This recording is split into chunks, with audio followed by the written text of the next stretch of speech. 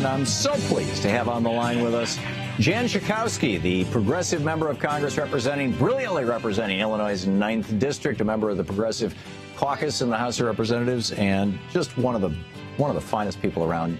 Congresswoman Schakowsky, welcome back to the program. It's so nice. It's been a while since we've talked. Tom, thank you so much for having me. So what's your sense of what's going on at the DNC right now at the convention? It's a fantastic convention, starting on Monday with Michelle Obama, Bernie Sanders, who, here's what I loved about Bernie on Monday, of course, not only saying that, we all have to be behind Hillary Clinton, but we all have to vote. That not voting is really not an option. I appreciated that because as someone who's kind of a field freak and I believe in door knocking and getting out the vote, that is so important. And then yesterday with Bill Clinton, I mean, he had everybody from the first moment. As soon as he said in 1970, whatever it was, I met a girl. Yeah, immediately everybody's ears perked up for a variety of reasons.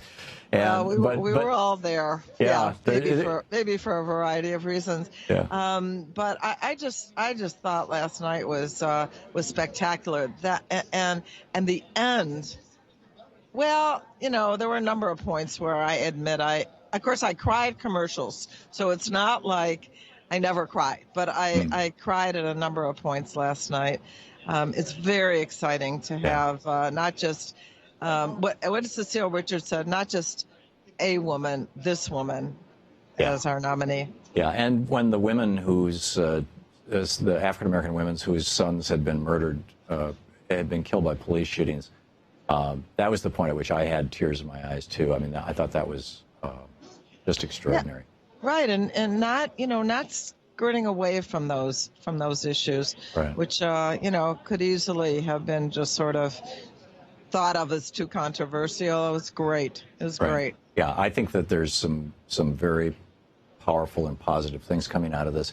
What's your sense of the progress of progressives within the Democratic Party? It seems looking at the last 30 years, it seems like the DNC or the Democratic Party institutionally has kind of flirted with neoliberalism in a big way, and now seems to be pulling back from that.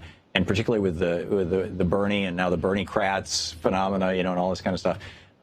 Democrats who are people jumping in, running for office on basically Bernie's platform. Because it's the old FDR platform. I can't think of a single thing that Bernie promoted outside of climate change that FDR didn't talk about. And but is that spreading across the Democratic Party, or are the more conservative parts of the Democratic Party, digging their heels in? What's going on? Oh no, and well, even before the Bernie phenomenon. Really, we don't have many so-called blue dogs in the House of Representatives. Our Democratic caucus has been much more cohesive. Admittedly, it's a bit smaller because the Republicans, through redistricting and all other things, have kind of. We're kind of small right now, but we actually, I think, have moved in a more progressive direction. And absolutely right now, because of Bernie Sanders, the influence of his people on the Democratic platform, we've never had such a progressive platform before, and I think Hillary has been made more progressive, at least in the public stance that she's taken. I'm saying that she may have been that progressive before, but now that it's clear that's what people want to hear, need to hear. People want to hear about how we're going to deal with wage stagnation and their feelings of insecurity. Yeah, it absolutely seems to be the case. What are in your opinion, what are the main issues that the Democratic Party should be tackling going forward, and might be inclined to be tackling going forward? Well, I want to tell you, if you're talking about policy issues, they've been enumerated. We need to end this wage stagnation. We need to make sure that working families and the middle class benefit from this economy, and not just the richest, which has been the story of the last 30 years, accelerated in the last decade or so. And we have to make sure that the wealthy pay their fair share and diminish this terrible gap that we're seeing right now. The fight for the fight for 15 has been very successful. We've seen what labor can do. We need to protect and make sure that more people can join labor unions. I think that's without that, we don't have a rebuilding of the middle class, in my view, without organized labor and collective bargaining. So, we have on the climate front, on the women's reproductive health front, all those things are in our platform now in a way that they haven't been before. And the opposite is true of the Republicans. Right. They're getting further and further to the right and excluding any moderates from their party. Oh, they're getting further and further to the right. Yes, to the right. That's right. President Obama was asked who he thought was, the most consequential president of his lifetime, and he said that he felt that, if I'm remembering this correctly, that Ronald Reagan was. But he didn't mean that in a good way, that Reagan really changed the face of America, and that is a consequential presidency, and I would totally agree with that. It seems to me that everything that you just listed in terms of priorities and things that need to be changed could all come under the single umbrella of rollback Reaganism, rollback Reaganomics. What do you think? Oh, yeah. I think that's a handy way of looking at it. Of course, the Republicans have changed history and have idealized now Ronald Reagan, who, really was a disaster for the social safety net and for our economy. We have in our delegation Bill Foster, who is the only scientist, physicist in Congress now.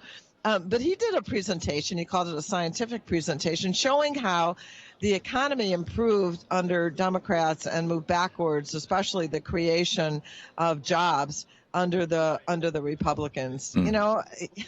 That's such a persistent myth that somehow they do better. Yeah. Manufacturing jobs shrunk under all the Republican presidents, starting back with Eisenhower. Yeah. The same is true of the stock market, by the way. Exactly true. Democratic presidents are better for the stock market. I think Democratic presidents and Democratic administrations, Democratic Congresses, which is something that we really need to be working toward, are just better for America. Better for America. It's just really true. Yeah.